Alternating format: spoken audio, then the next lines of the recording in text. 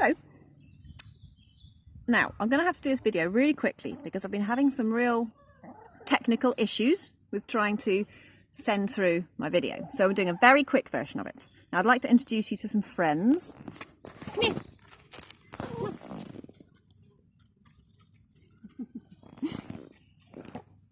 Ow!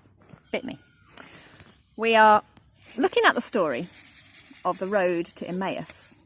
And in the story of the road to Emmaus, a couple of Jesus' disciples were walking on the road to Emmaus, shockingly enough, and Jesus joined them, but they just didn't recognise him, which sounds like a funny idea because you'd think if they were disciples of Jesus and followers of Jesus, they would know what he looked like. So I'm going to read you the story, and what I want you to do is to think about, or if you'd like to, act out the emotions and the actions that these disciples go through during this little short story. So here we go. After Jesus rose from the dead, two of his disciples were walking to a town called Emmaus.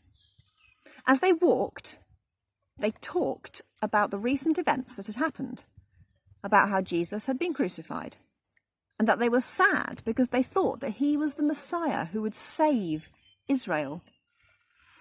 They spoke about how the women had found Jesus' tomb empty and seen angels who told them that Jesus is alive. So others went to look. As they were talking, Jesus appeared beside them, but their eyes were kept from recognising him. He asked what they were talking about, so they told him. And he said, "Oh, you foolish ones, you are too slow to know what is true. The prophets have already said that the Messiah must suffer these things before he enters into his glory." Now they carried on along the road to Emmaus, and when they got there, it looked like Jesus was going to travel onwards. But his two new friends begged him to stay with them and to have a meal with them. And at that point, Jesus took the bread and he broke it and he served it to them.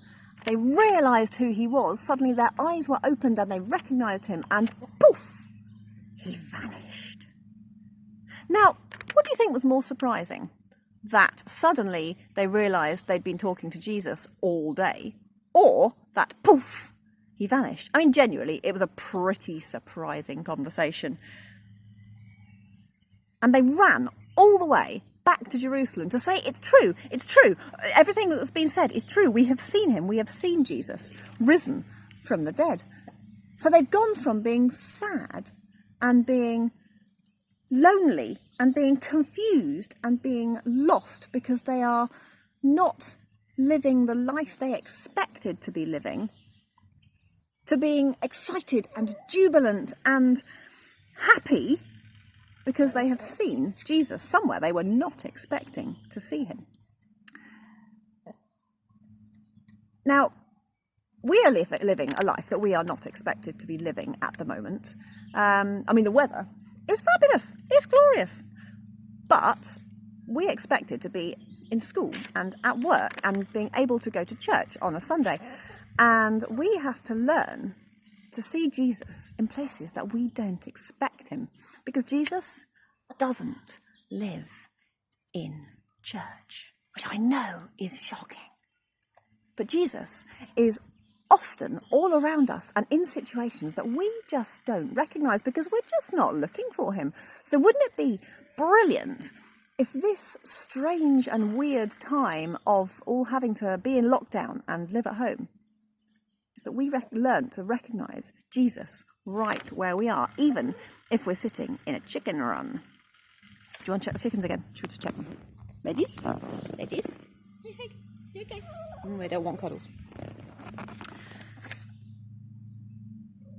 So I'm reading a book at the moment about learning to see Jesus all around us in people and in situations where we just are not expecting to see him. Because we can get into a bit of a habit of thinking that we have to go to church and we have to sing worship songs and we have to meet with others to spend time with Jesus. And we don't, which is quite challenging, but maybe quite useful. And wouldn't it be good if this time of isolation and this time of social distancing, we learn new ways of recognising and seeing Jesus. Now, the problem with Jesus is that he doesn't always do what we want, which is very inconvenient, because we'd quite like him to be like a big Father Christmas who just gave us what we want. But he does promise to always be with us and always carry us through whatever situation we're in, and that includes being locked in at home. So how about if we try, there you go, how about if we try to learn to see Jesus in the situation we're in at the moment? Like those disciples on the road to Emmaus, Jesus is beside us and with us all the time, and we've just got to learn to open our eyes and see him.